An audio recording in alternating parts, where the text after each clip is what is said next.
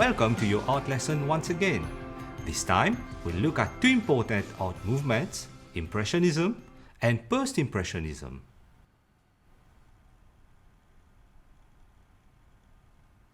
Impressionism was a painting movement with varying styles which began in mid-19th century in France. Artists started to practice plein air technique, a new approach at that time. It consisted of observing and working from nature outdoor.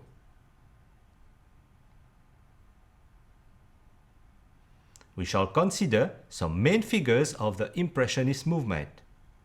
Edouard Manet was one of them. His paintings were based on observations of social life in the 19th century. The artwork Argenteuil represents a boater and a young woman seated on the banks of Seine River. The Argenteuil village is visible in the background. Manet's painterly style and depiction of lighting, as in photography, were considered to be modern. His subject matter greatly influenced other Impressionists later on. He used the alla prima method by using opaque paint on a light ground. He achieved great heights while so doing. Another famous Impressionist painter was Claude Monet. He felt very much concerned about capturing atmospheric changes through painting. This artwork is one among a series of paintings by Claude Monet. He observed the incidence of light on haystacks over various times of the day, seasons, and types of weather. This another interpretation of haystacks is a vibrant portrayal of the subject in winter. It depicts the artist's skills in capturing light, though the subject matter is quite simple.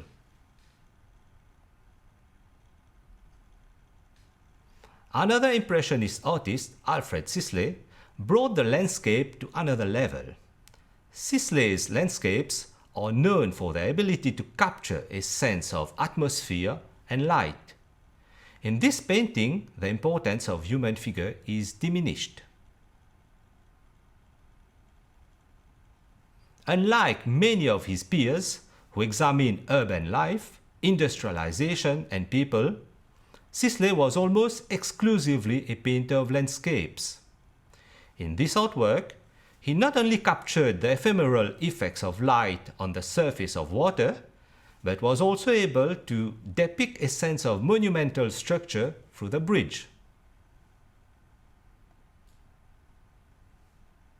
Here, he excelled in depicting the gloomy atmosphere which was prevailing in Pont Marly.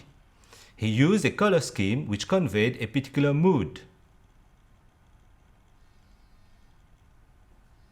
Berthe Morisot was a prominent female member of the Impressionist movement.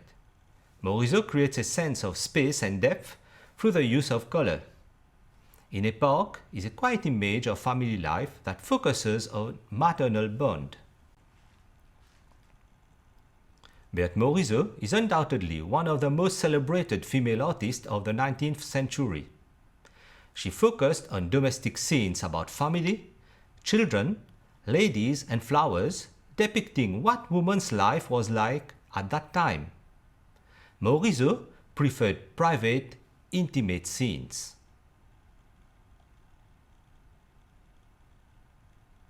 Morisot painted what she experienced on a daily basis.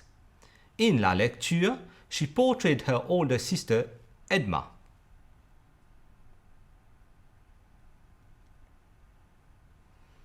Working alongside Claude Monet, Renoir focused on human figure in most of his works, and that sets him apart from other Impressionists. In The Girl with a Hoop, he developed a new style of painting, in which he used thick, elongated brushstrokes and hard lines to suggest texture and movement. Renoir was fascinated with human figure, and this fascination enabled him to catch the emotions of his subjects. However, his artworks are usually imbued with an atmosphere of serenity.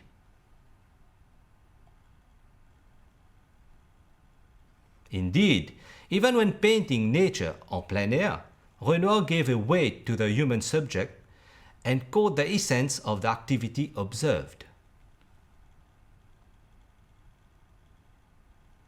The post-impressionist period was characterized by novelty in subject, technique, and approach.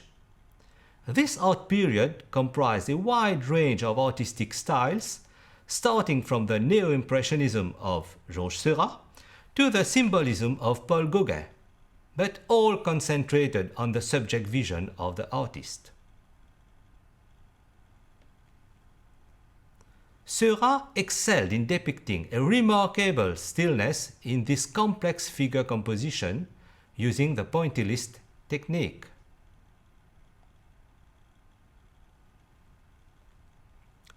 Two years after the artwork Sunday Afternoon on the island of La Grande Jatte, Seurat perfected his technique in this painting.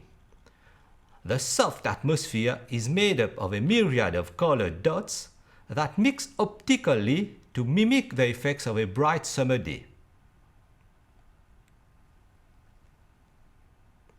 The circus features a scene of dynamic movement and is typical of his late style. Borrowed from an anonymous poster for the Nouveau Cirque, it was Seurat's last painting.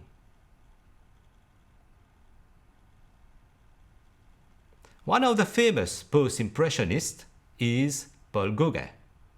This painting is among the first and most important works of symbolism in painting.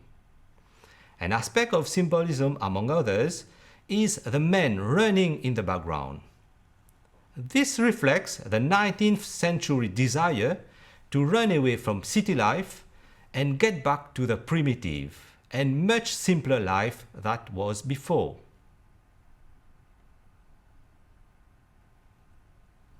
Gauguin combined his favorite subject of faith with the deep influence he experienced during his visits to Tahiti. In La Orana Maria, he transformed Virgin Mary and his son Jesus into a Tahitian mother and child.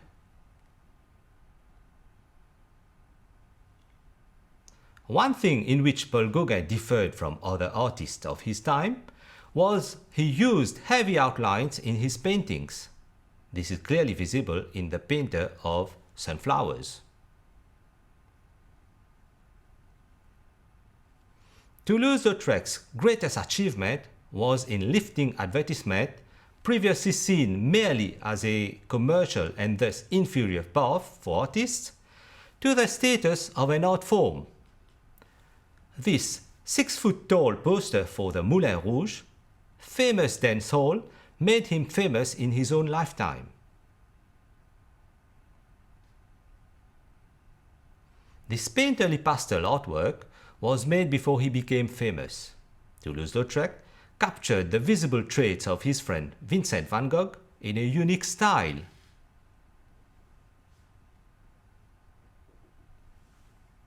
Toulouse-Lautrec showed his exquisite drawing qualities while depicting the dancing scenes at the Moulin Rouge. His attempt in recording dance movements and his treatment of composition make him one of the greatest artists of his time.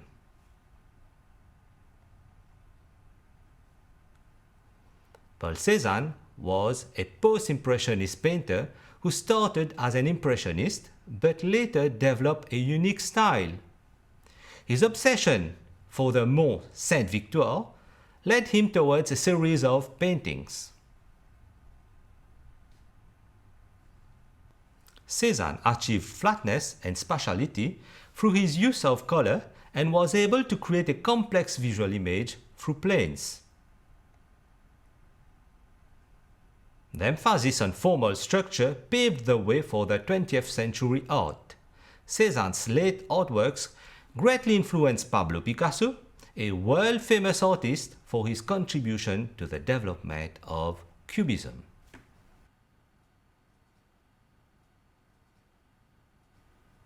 Well, dear students, we have come to the end of this lesson. Thank you for watching. I hope to see you soon for another art lesson.